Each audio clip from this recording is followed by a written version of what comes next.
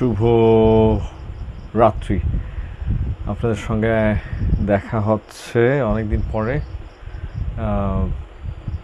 এখন অনেক রাত, কিন্তু আসলে আমিও মিস করি বইটা পড়া।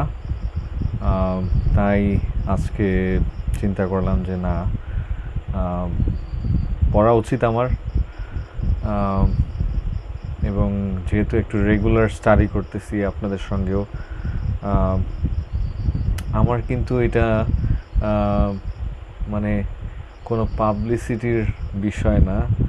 আমার একটা চাওয়া থেকে যে আমি বইটা পড়তেছি, নিজে শিখতে পারতেছি, ভালো বই আপনাদেরকে শেয়ার করা, এবং একজন, দুইজন, তিনজন যারাই দেখেন, যদি কিছুটা হলেও আপনারা উপকৃত হন, ওইটাই আমার পাওয়া ভেবে নেব আমি।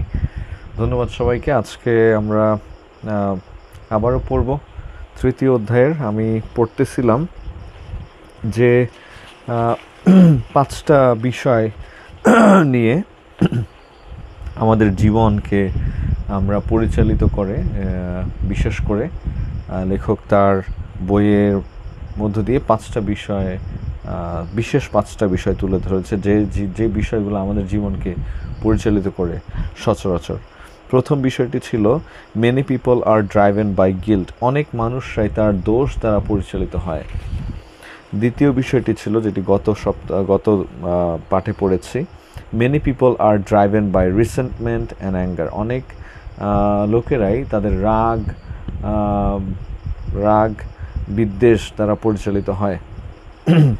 আজকে আমরা পড়ব many people are driven by fear, অনেক লোকেরা ভয় দ্বারা বা ভীতি দ্বারা পরিচালিত হয়। Their fears may be a result of a traumatic experience, unrealistic expectation, growing up in a high control home, or even genetic predisposition. অনেকের বা এরকম যারা লোক,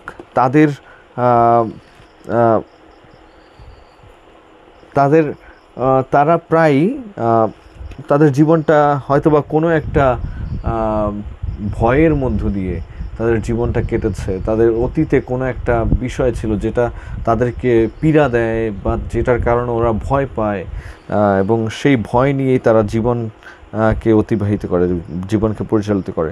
এবং আনরিয়েলিস্টিক এক্সপেকটেশন, অবাস্তব চাহিদা তাদের থাকে, এবং হয়তোবা তারা এমন একটা ঘরে বেড়ে উঠেছে যে ঘরটা মানে অনেক কন্ট্রোল, বাবা মা হয়তোবা তাদেরকে অনেক কন্ট্রোলের মধ্যে দিয়ে বড় করেছে, নিয়ন্ত্রণ করে রেখেছিল।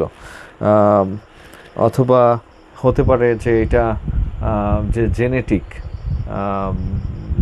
জেনেটিক বলতে বোঝাচ্ছে মানে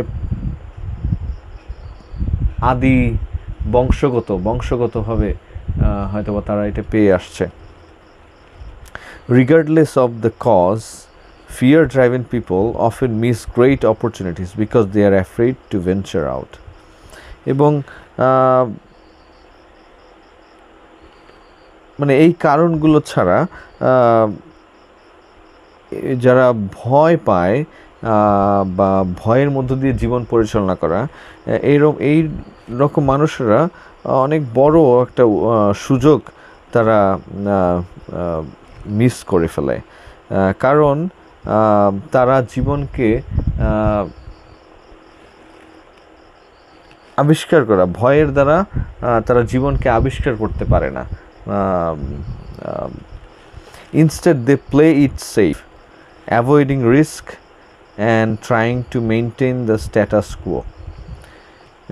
অন্যথায় তারা মানে নিরাপদে থাকতে চায়, জীবনে কোনো রিস্ক নিতে চায় না,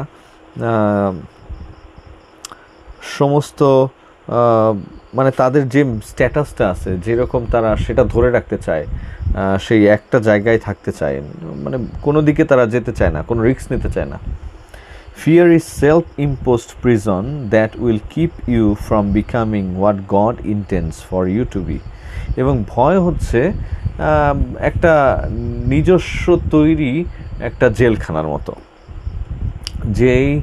যেটা আপনাকে ঈশ্বর যে বা সৃষ্টিকর্তা যে কি চায় আপনার জীবনে সেটা সেই দিকে আপনাকে যেতে বাধা দেবে। You must move against it with the weapons of faith and love. এবং আপনার নিশ্চয়ই এইটার বিরুদ্ধে প্রতিরোধ বা প্রতিবাদ সৃষ্টি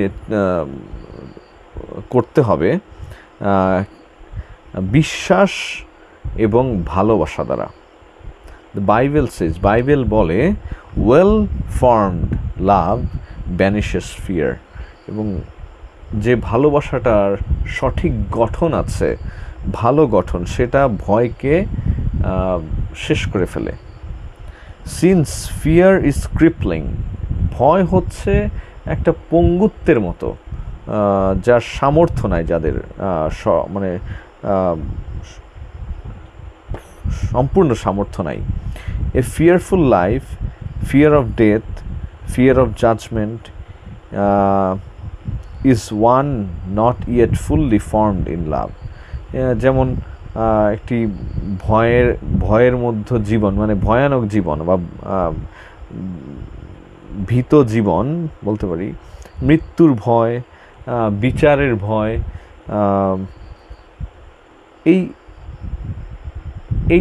এই ভয় যদি আমাদের মধ্যে থাকে, আমরা ভালোবাসাকে সঠিকভাবে বুঝতে পারবো না এবং সেই ভালোবাসাটা সঠিকভাবে গঠনমূলক ভালোবাসাও হবে না যদি আমাদের মধ্যে ভয় থাকে। এই ছিল আজকের। আগামীকাল বা আগামী পাঠে আমরা পড়ব many people are driven by materialism. অনেক লোকেরাই বা মানুষেরাই মানে জিনিসপত্র ভালোবাসে, তার চারিপাশে জায়গা জমি। আমরা আসলেই তাই তো। ইন্টারেস্টিং, আমার মনে হয় পরের পার্টটাও আরও ইন্টারেস্টিং হবে। ধন্যবাদ আপনাদেরকে যারা শুনছেন, যারা বইটা আমার সঙ্গে পড়ছেন। আশা করি আপনারা উপকৃত হবেন। এবং আমি আবারও বলি, আমার কোনো পপুলারিটি বা কোনো কিছু না, বা অনেক যে ভালো কথা বলতেছি আমি সেটা না। আমি কিন্তু জাস্ট একটা বই পড়তেছি, এটা মনে রাখবেন। এখানে আমি নিজের কোনো কথা বলতেছি না। হয়তো বা মাঝে মাঝে শেষে আমি দুই একটা কথা বলি, নিজের যেটা অনুপ্রাণিত হয়ে, পাঠের থেকে অনুপ্রাণিত হয়ে বলি। তাই মনে করবেন যে আমি নিজস্ব কোনো কিছু আলোচনা করি না। আপনাদের সবাইকে ধন্যবাদ। আজকে আমি ঘর থেকেই পড়তেছি। ভালো থাকবেন, সবাই সুস্থ থাকবেন। আমার মেয়ের জন্য প্রার্থনা করবেন, একটু অসুস্থ আছে, তারপরে ঈশ্বরকে ধন্যবাদ দিই যে ভালো আছে, সুস্থ আছে। সবাই ভালো থাকবেন, পরিবারের সঙ্গে থাকবেন। ধন্যবাদ।